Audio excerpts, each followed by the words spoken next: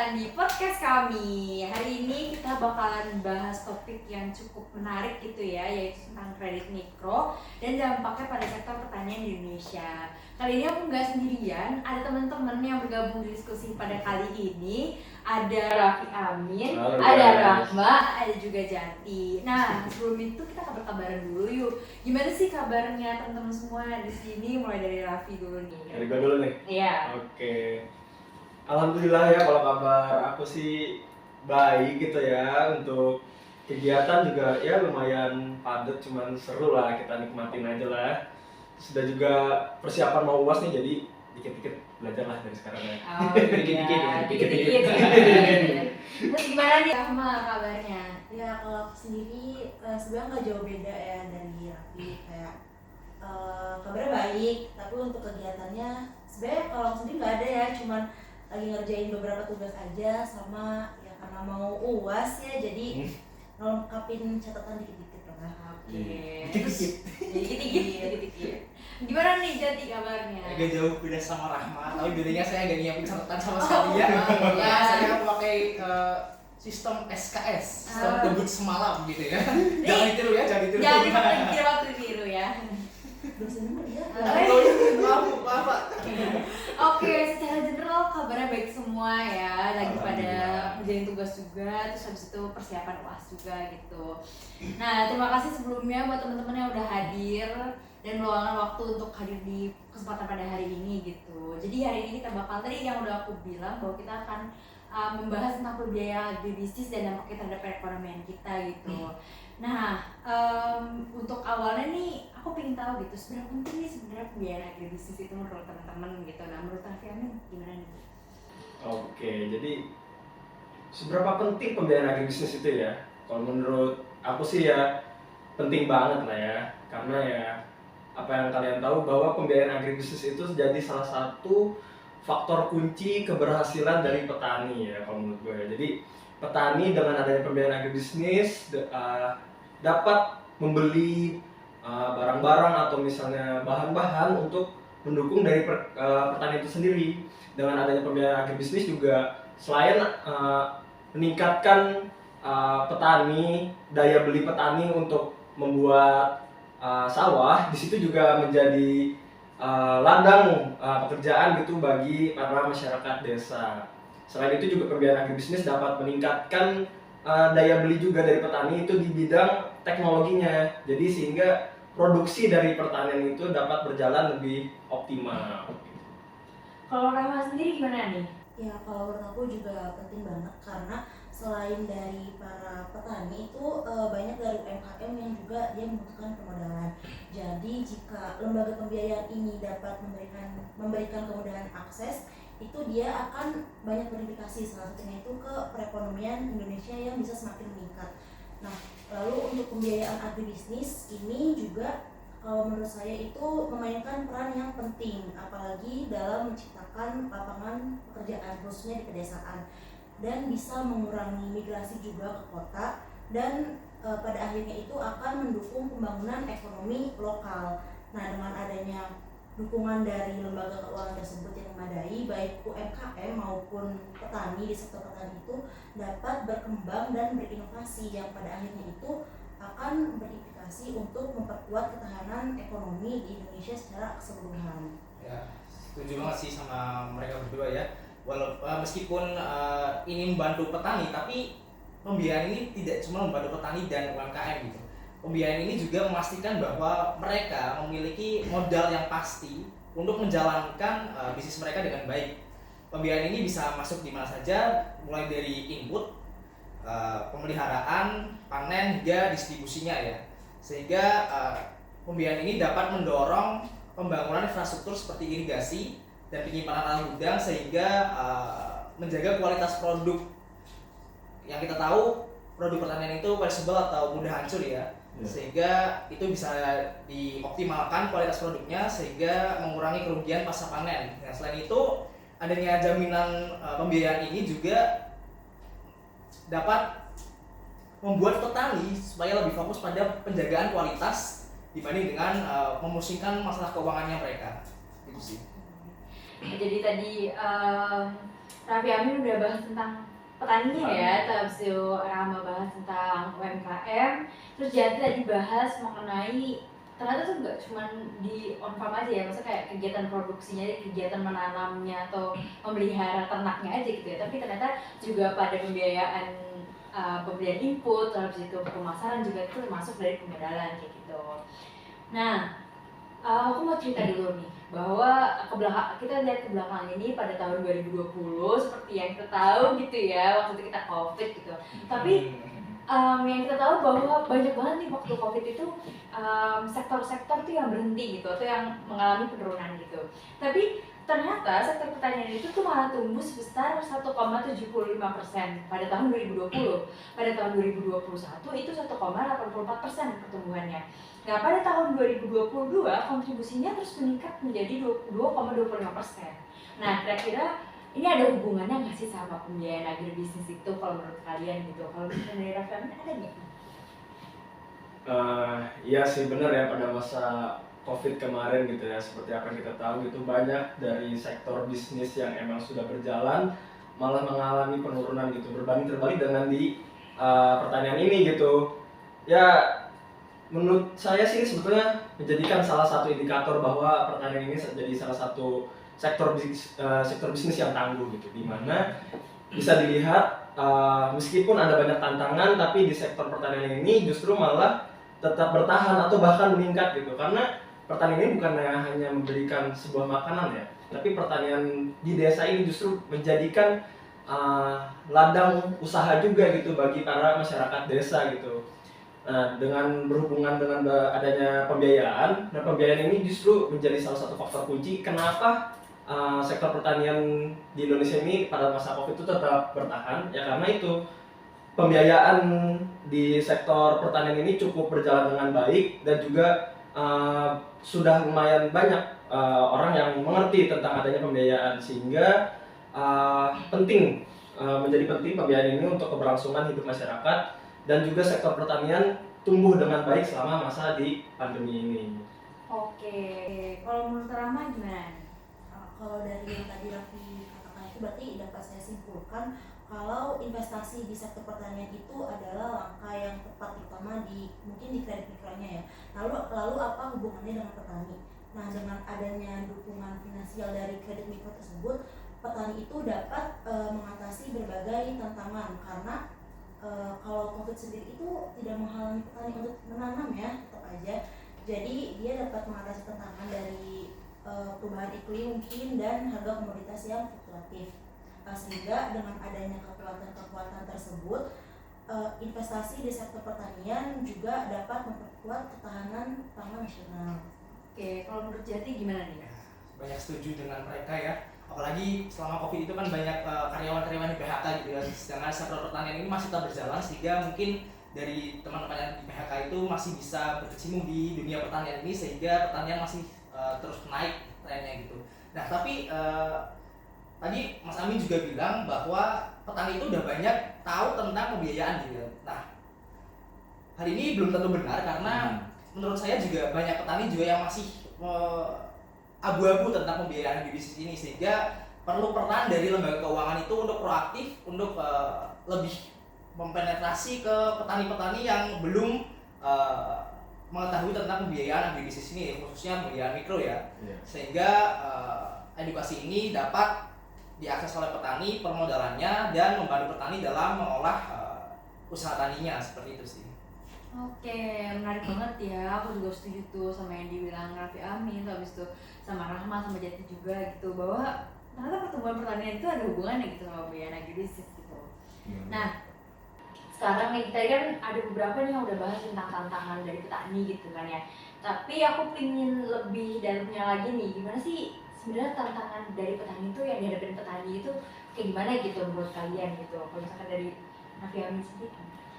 Ngomongin tentang tantangan ya, sebetulnya ya ada sih, benar seperti yang tadi Mas Jati bilang gitu, bahwa misalnya emang belum seoptimal itu gitu, bahwa penggunaan pembiayaan agribisnis ini di bidang petani gitu, karena seperti apa kita tahu bahwa petani ini kan hidupnya di desa gitu ya, mungkin akses terhadap pembiayaan secara digital memang masih cukup kurang gitu. Jadi salah satunya juga banyak petani yang belum memiliki dokumen-dokumen penting seperti NPWP atau misalnya jaminan-jaminan untuk mendapatkan pinjaman, itu mereka masih belum memadai lah tentang hal tersebut. Nah, selain itu juga birokrasi yang cukup sulit gitu yang ada dari akses pembiayaan sekali ini tuh menyulitkan para petani juga untuk mendapatkan pembiayaan tersebut, sehingga malah petani lebih lebih merasa mudah ketika dia meminjam ke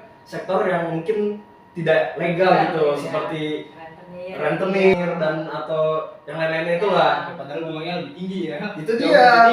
Padahal bunganya kan lebih tinggi ya. Nah, cuman ya karena kemudahan tersebut dan juga kurangnya akses terhadap digital, ya merasa mau nggak mau dia jadinya malah ke rentenir yang emang bunganya tuh lebih tinggi gitu. Yang justru nanti akhirnya malah jadi membebani mereka gitu ya. Nah, itu dia yang jadi masalah kan. Oke, kalau menurut Rahma gimana nih? Ya seperti yang tadi Raffi udah mention, itu yang biaya bunga yang tinggi serta administrasi yang rumit itu mungkin menjadi salah satu kendala gitu bagi petani, sehingga dengan adanya syarat-syarat tersebut itu petani enggan atau takut untuk meminjam modal ke sektor yang legal, sehingga mereka lebih memilih ke sektor yang ilegal. Selain itu mungkin di luar dari sisi administratifnya, dari sisi petaninya sendiri itu dia kurang literasi secara keuangan, jadi membuat petani itu sulit untuk memahami bagaimana cara mengelola pinjaman dengan bijak. Terus mereka juga seringkali menggunakan pinjaman itu bukan untuk kebutuhan produksi di pertaniannya, tapi untuk konsumsi pribadi, ya. Sehingga pada akhirnya itu akan memberikan dampak yang negatif bagi mereka dan usaha pertanian mereka. Oke. Gimana nih dari Jati? Apakah setuju dengan pendapat Raffi Amin sama Rahma? Nah, ya banyak setuju sih, tapi mungkin saya lebih melihat dari sisi pemberi kreditnya atau dari banknya ya. Karena yang kita tahu bank itu bersedia memberikan modal atau kredit itu ketika usaha tersebut profitable, kemudian layak dan bankable. Bankable itu maksudnya ya dia bisa untuk memenuhi kewajiban utangnya itu dan dia masih menghasilkan untuk dirinya sendiri gitu.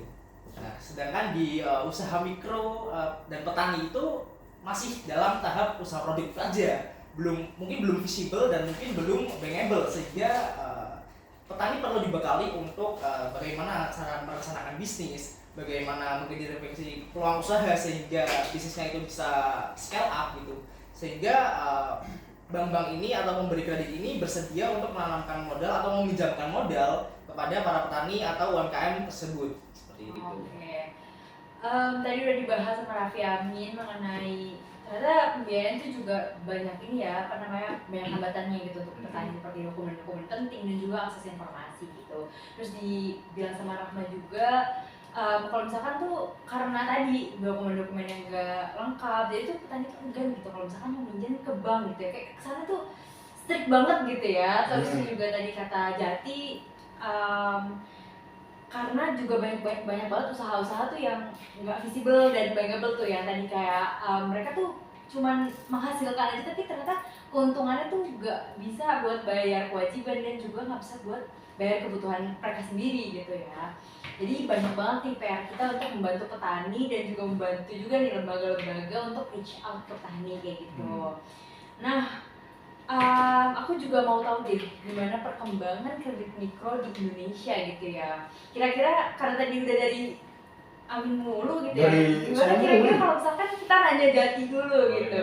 Nah, kira-kira menurut Jati gimana nih perkembangan dan potensinya kredit mikro di Indonesia gitu? Baik, menurut saya potensi kredit mikro ini sangat besar ya, terutama di sektor usaha mikro Indonesia ini. Tapi potensial ini masih banyak pelaku usaha yang kesulitan mendapatkan pembiayaan karena persyaratannya yang susah, mungkin karena belum ada dokumen-dokumen yang mendukung, sehingga proses pencairan permodalan itu masih susah, sehingga kredit mikro ini bisa menjadi solusi untuk mengatasi masalah permodalan ini. Nah, dengan adanya kredit mikro ini, kredit mikro ini bedanya masih dengan kredit biasa. Jadi kredit mikro ini anggapannya lebih dipermudah lah buat minjam bank ini karena biasanya tanpa agunan gitu. Sehingga hal ini akan meningkatkan kesejahteraan petani, juga pelaku usaha, tapi juga mendorong pertumbuhan ekonomi secara keseluruhan. Oke, mantap banget nih. Kalau menurut Rahma gimana?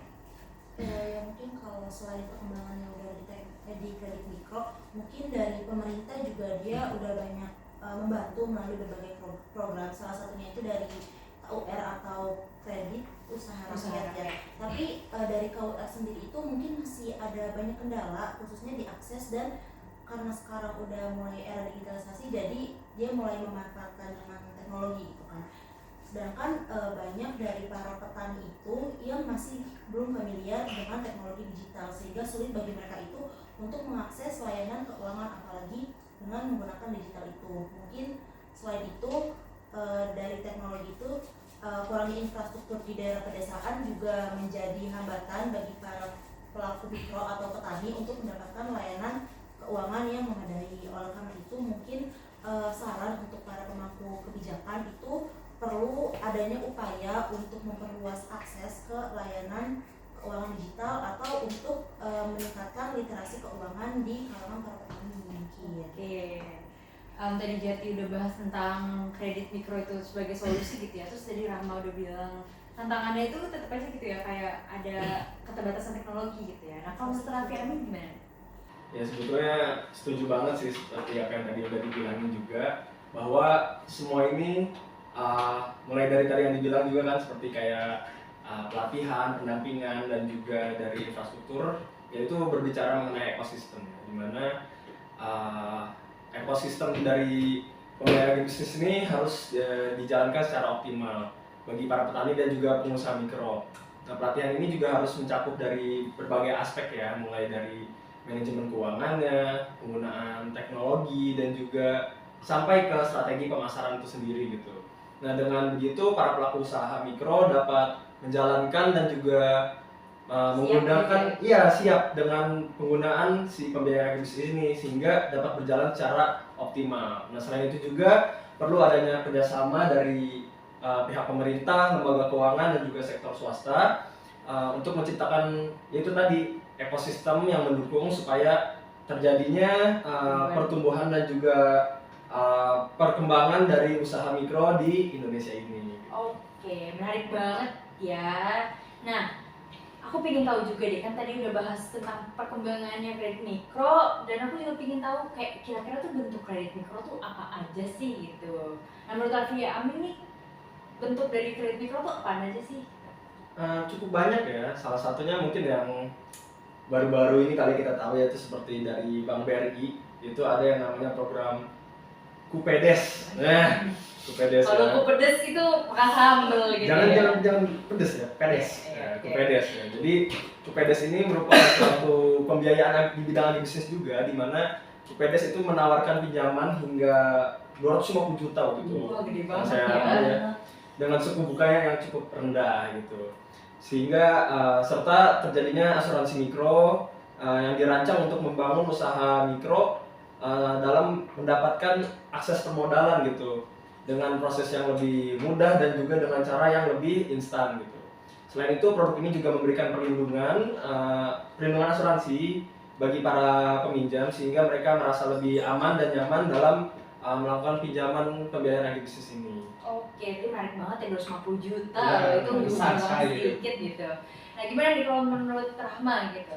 Ya, kalau dari sektor perbankan sendiri mungkin selain dari Bank BRI itu ada juga dari Bank Mandiri yang dia itu sama memberikan bantuan finansial untuk para pengusaha mikro, mungkin para petani salah satunya, yang dia tuh memiliki suku bunga yang lebih kompetitif dan syaratnya itu lebih fleksibel, sehingga dengan adanya kredit usaha ini para pelakunya itu dapat mengembangkan usaha mereka dengan lebih leluasa tanpa khawatir tentang biaya bunga yang tinggi. Nah, uniknya dari Bank Mandiri ini, selain dia memberikan bantuan secara finansial, dia juga menyediakan berbagai program pelatihan dan pendampingan bagi para peminjam yang membantu mereka dalam mengelola bisnis mereka menjadi lebih baik, sehingga mungkin untuk mengurangi resiko ya, resiko dari pengembangan usaha mereka gitu ya, resiko gagal mereka gitu ya. Oke, menarik. Dari BRI, dari Mandiri gitu kan. Nah, Mas Jati nih dari mana nih sekarang nih? Dari Dari sosek saya. sini. Dari Oh, sosek saya. kira dari tadi. Iya. Kirain. Nah, mungkin saya akan bahas sedikit tentang core tadi yang sempat dibahas tadi, kredit usaha rakyat, di mana kredit usaha rakyat itu yang disubsidi itu suku bunganya ya, karena di semua sektor itu mendapat bunga rata 7%, dengan masing-masing subsidi itu sekitar kalau nggak salah ya 8% sampai 14,5%-an seperti itu di masing-masing bidang tergantung sektornya. Nah, kemudian yang mau saya bahas di sini juga ada yang lagi ngetren sekarang, kredit mikro, namanya kredit ultra mikro, lebih kecil lagi. Small. Ya, jadi di kredit ultra mikro ini juga ada yang konvensional, ada juga yang syariah gitu. Nah, di kredit ultra mikro ini biasanya bentuknya itu bisa koperasi, bisa juga perseroan terbatas. Jadi lembaga keuangan bukan bank lah ini, karena kayak operasi simpan pinjam gitu-gitu. Nah, di kredit ultra mikro ini modal yang bisa dipinjam itu sekitar 20 juta, tapi yang diaplikasikan itu mungkin sebatas 10 juta saja, sampai dengan 10 juta, karena kan ultra mikro kan sangat kecil, sehingga untuk membantu petani yang membutuhkan modal yang nggak terlalu besar gitu. Nah, di kredit ultra mikro ini biasanya, ini saya dapat dari, kalau nggak salah dari Sulawesi Tenggara gitu informasinya, bahwa di sini juga ada yang bentukannya itu kelompok gitu. Jadi pelaku usaha ini kalau misal dia gagal bayar itu ada rasa malu lah dengan dengan teman-teman di kelompoknya itu karena gagal bayar gitu kan. Nah, mungkin juga bisa disambungkan kepada materi kuliah yang kemarin, karena ya, karena di sini juga dibahas bahwa awalnya ini kredit mikro ini dibikin per kelompok dan di perputaran uangnya terus dipajak kelompok tersebut, sehingga menghasilkan nilai tambah, dan jika ada yang gagal bayar, anggota dalam kelompok tersebut ikut membantu untuk membayarkannya. Nah, itu tergantung dengan ketua kelompok masing-masing gitu. Nah, di kredit ultra mikro ini juga disediakan pelatihan-pelatihan yang membantu petani dalam membangun usahanya supaya bisa scale up gitu. Dan di sini di kredit ultra mikro ini ada namanya, kalau nggak salah, kredit ultra mikro naik apa gitu, naik pangkat atau naik tingkat. Ya, karena biar jadi ultra mikro, jadi mikro, jadi kecil, jadi jadi ada perkembangan naik tingkatannya gitu ya. Betul. Oke. Jadi di kredit ultra mikro ada slogan itu, sehingga tujuannya untuk menaikkan derajat dari usaha-usaha dari pelaku mikro dan petani-petani tersebut yang mendapatkan pembiayaan itu Ya, ya gitu. Menarik banget tuh, tadi BRI 250 juta, terus Mandiri juga ada subsidi bunga, terus dari Mas Jati ini ada tadi kredit ultra mikro gitu ya, yang bukan Ultramek, bukan Ultramek, bukan. Jadi yang tadi gitu ya, ternyata buat berkelompok terus diedarkan gitu ya kelompok-kelompok yang lain, sehingga kalau misalkan ada yang gagal bayar tuh ada rasa malu gitu ya, ada rasa bertanggung jawab gitu untuk mengembalikan dana tersebut gitu. Nah, menarik banget nih. Tapi karena waktunya terbatas gitu ya, jadi aku udah banyak banget belajar gitu, kita banyak banget diskusi. Baru mulai seru nih, Udah-udahan nih. Iya, aduh maaf ya. Baru gitu. mau ada podcaster selanjutnya nih. Aduh, kita pikirkan lagi nanti ya. Iya, Jadi tadi oke. kita udah belajar mengenai pentingnya pembiayaan agribisnis, terus tantangan yang dihadapi oleh petani, dan juga berbagai produk kredit mikro dan yang tersedia di Indonesia gitu ya. Jadinya aku juga tahu nih kalau misalkan pembiayaan agribisnis itu penting banget gitu untuk perekonomian Indonesia dan juga pertanian Indonesia gitu ya. Karena waktunya udah habis tadi yang aku udah bilang. Sebelum ditutup nih, kira-kira ada pesan-pesan nggak dari teman-teman semua gitu? Kira-kira Kalau mungkin Ladies first. pasti masih. Kalau mungkin kalau dari saya itu, saya berharapnya itu dari sisi lembaga keuangannya itu untuk terus berinovasi dalam menciptakan produk-produk pembiayaan yang tentunya itu dia lebih mudah diakses, khususnya bagi para petani dan UMKM. Oke, yang mana? Ada kah dari Jati? Oh, dari Mas Amin dulu. Oke, dari saya dulu ya. Ya mungkin tantangan-tantangan dan juga sebetulnya perkembangan itu masih sangat terbuka ya. bagi pembiayaan agribisnis itu sendiri ya. Harapannya sih semoga pemerintah, lembaga keuangan dan semuanya juga dapat terus bekerja sama, terus menggenjot, membantu perekonomian bangsa mulai dari pembiayaan agribisnis itu sendiri lah, supaya dari semua pihak lah, supaya pembiayaan agribisnis ini di Indonesia bisa berjalan secara optimal. Oke, dari Kalau saya sih harapannya stakeholder seperti pemerintah, lembaga keuangan dan komunitas petani ini kerjasamanya lebih dieratkan lagi sehingga menciptakan ekosistem pembiayaan yang lebih inklusif dan berkelanjutan. Kemudian juga literasi keuangan di dalam petani juga harus ditingkatkan dengan tadi yang sempat dibilang juga proaktif dari lembaga keuangan ini supaya penetrasi edukasinya itu masuk ke petani sehingga ya ekosistem pembiayaan pertanian ini dapat meningkatkan kesejahteraan di Indonesia seperti itu sih.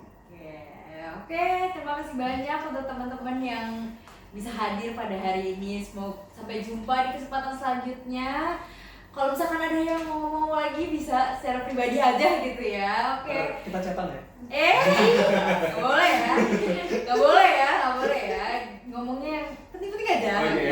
Ayo next kita podcast apa? Tulis di kolom komentar. Oke, sampai jumpa di kesempatan selanjutnya. Wassalamualaikum warahmatullahi wabarakatuh dan tetap dukung pertanian Indonesia agar terus berkembang. Dadah.